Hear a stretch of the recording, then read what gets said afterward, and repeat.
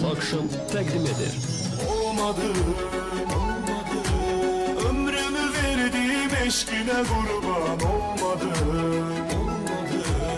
Olmadı, yazdım sevgime dastan. Olmadı canan sensiz bir an. Olmadı,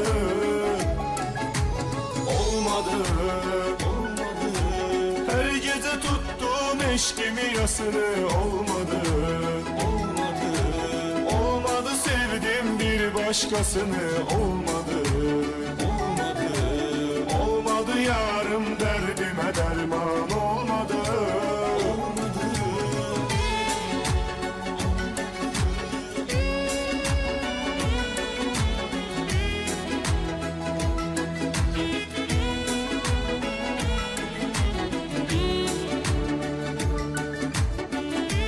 Insim Production təqdim edir.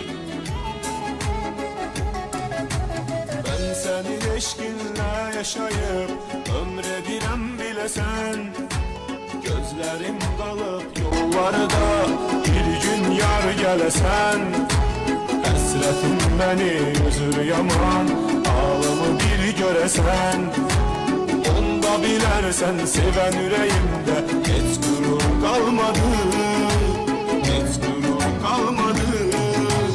Olmadı, ömrümü verdim eşkine kurban.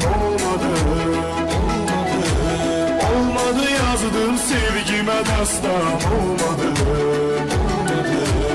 Olmadı canan sensiz bir an. Olmadı,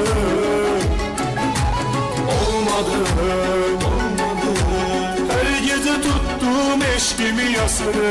Olmadı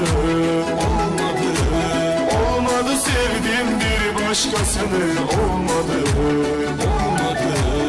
Olmadı yarın derdime derman.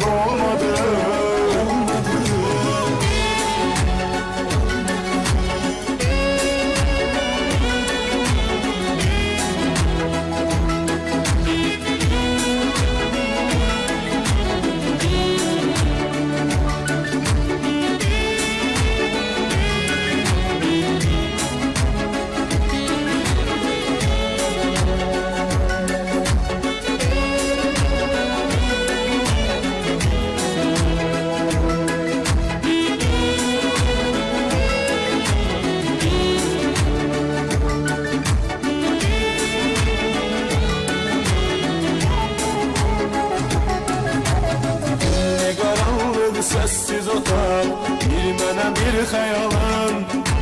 Səni düşünüb vəsvələdikcə yaranır bir sualım. Düşünmədinmi sensiz heç necə olacaq bu halım? Sevdirib özünə baxmadan üzümə getdi yar qalmadı. Olmadı, ömrümü verdim eşkine kurban. Olmadı yazdım sevgime dastan. Olmadı canan sensiz bir an. Olmadı,